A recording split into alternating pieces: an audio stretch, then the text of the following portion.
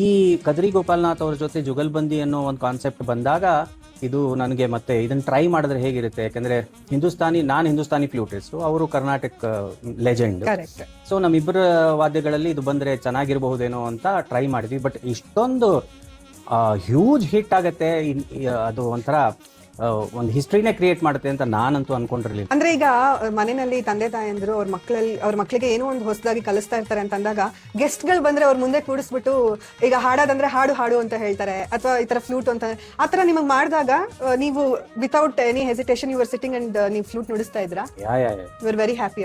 I was very happy to perform. ಹೌದಾ?